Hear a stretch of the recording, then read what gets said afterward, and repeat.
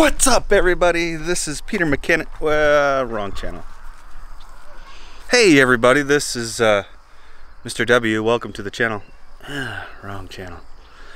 Hey, it's me.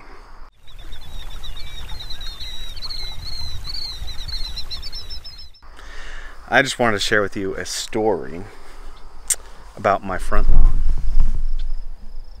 So, you can tell, I don't know if it shows on camera. You see the brown spots and some green spots. You can see right here looks really good right now. I have a hard time knowing when to start watering the lawn after the spring rains and everything that have come through. And if you'll look, we've got dark clouds now. So last night I thought I need to get the lawn watered, and I didn't have my sprinkler set up. I didn't, all that, and it was Sunday night, and I didn't, I wanted to do as little work as I possibly could. So I thought, okay, I'll just grab the hose and I'll put it on the lawn and let it flood. And that's what I did. And then I turned the line on that runs to all of the trees. I have a hose line that runs to every tree and waters every tree. So I turned those both on and forgot about them. Well, guess what happened? It was about 2:30 in the morning. I got woken up by the sound of like just slapping or don't even know how else to explain it. And I almost sat straight up in bed when I realized, oh crap, I left the water on all night long. Now, not normally a problem, but a couple things happened. So here's the spigot that waters.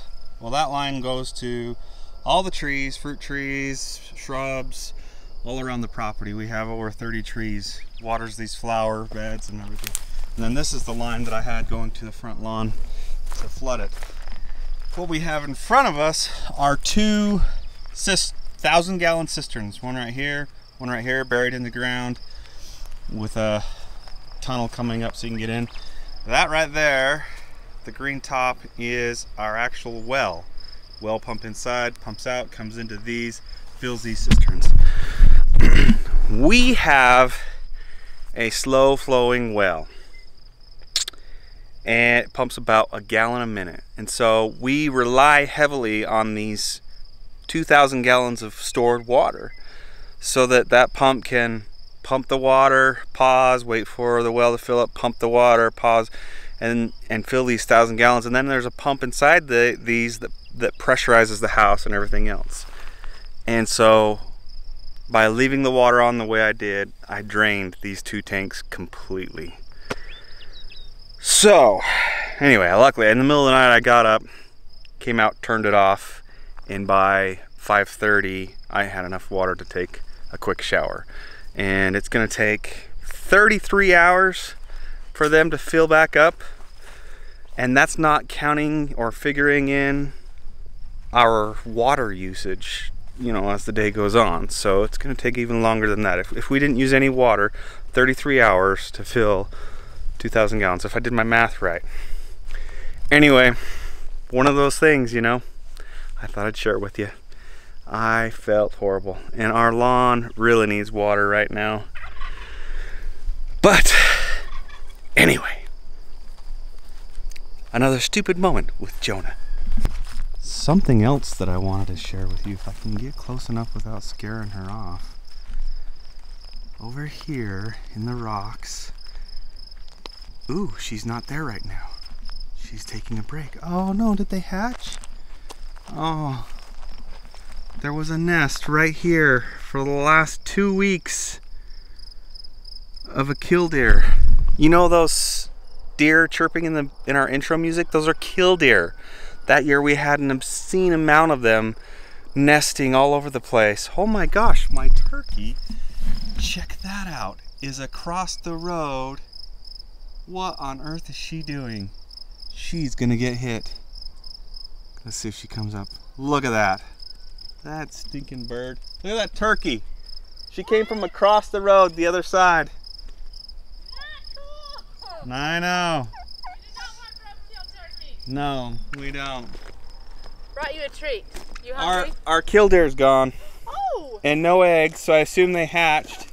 Oh! Or something ate them. We missed. Oh no, the eggs are right there. Oh, no, they are. I'm blind. Oh, she's just taking a break. Yeah, where is she? I don't know, but she wasn't here when I came around. Normally she's pissed. So, killdeer that sits on these eggs. If you get close, she runs off and then she pretends like she has a broken leg and tries to get you to follow her and follow her and follow her, and then she'll fly back and nest on them. Oh, there she is.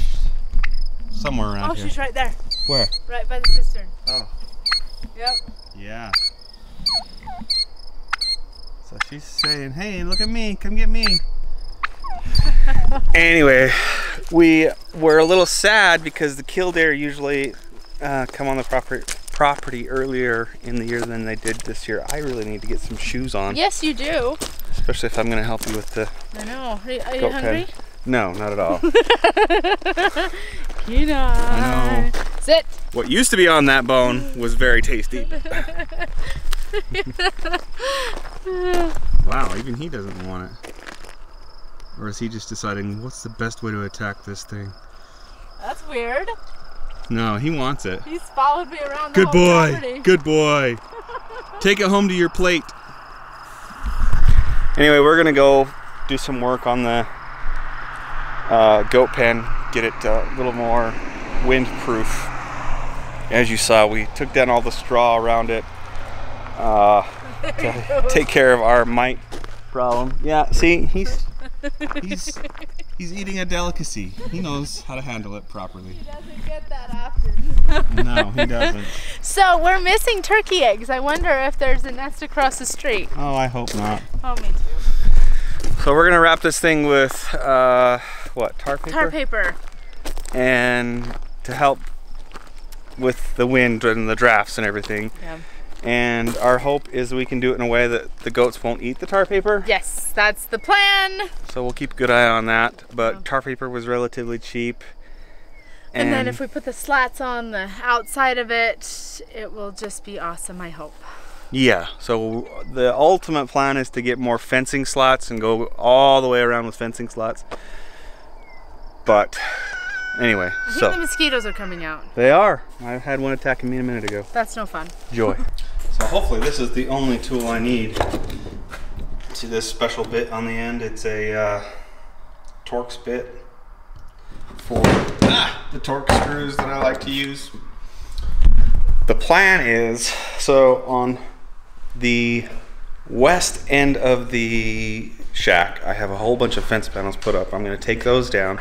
We'll wrap the thing with tar paper, and then I'll use those panels, spreading them out, to tack the tar paper to the shack.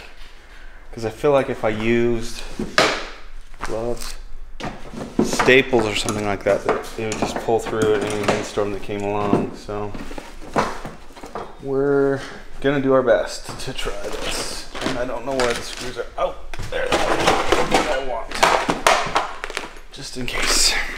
Okay guys, I know how ghetto this shack looks, and I'll be 100% honest with you. I really don't care, you know?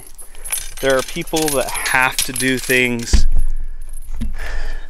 quote unquote the right way, or the expensive way, or it has to look like the Hilton or whatever, but I can't afford that, and so I'm going to do what I can with the materials I have. So these are the slats I'm going to pull off, and then we'll run. Oh dang, I nailed them. I thought I screwed them in. That's going to suck. I'm going to have to get my hammer and try and pull those out. Lame. Pull those off, wrap it with paper, probably pull these off. And then I need my hammer. Can you get my hammer? Yeah. Should be in one of those drawers in the yellow cabinet. Perfect. Yeah, this is gonna suck. So we're gonna leave the tin up for now because we're expecting some rain tonight. But our plan is to eventually take all the tin down. I think this is a work in progress, and we don't know 100% how we want it to go. But it was cool to get all the straw removed, get rid of the mouse problem and the lice problem or mite problem. I don't know what it was. And we're gonna diatomaceous earth the crap out of this thing so that our milk producers feel like they're living in the Hilton.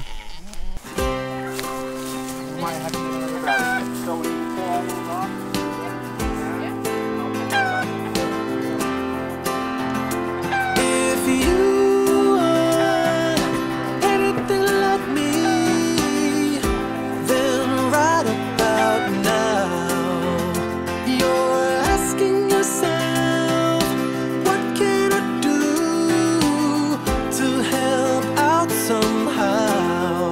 Well, that's a start,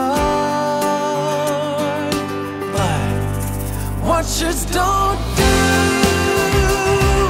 and doers don't watch. So let's get to it, let's get it done. You step it up a notch. We can do it, we can get it done. 'Cause we're doers and doers don't watch.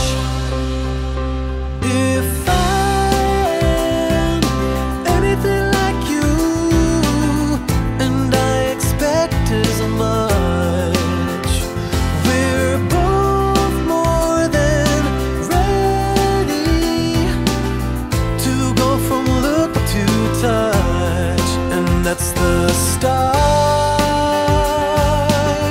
'Cause watchers don't do. We can't take credit for this idea. This idea to use tar paper, and I'm not 100% sure it's the right idea. Came from a guy in the area, very nice guy, and farmer, and he suggested wrapping tar paper around it for a wind barrier and some sort of moisture barrier if we put things on the outside. So it was cheap. I think we paid under $15 for this roll that will go around the shack easily, I believe, twice. So We can get it done. And doers don't watch.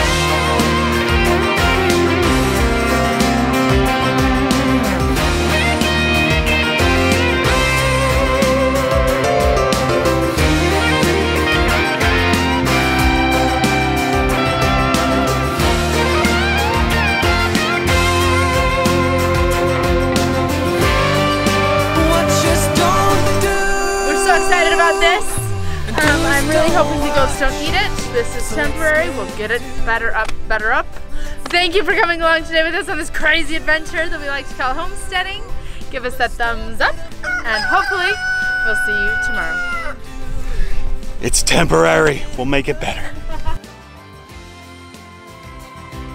And doers don't watch. Watchers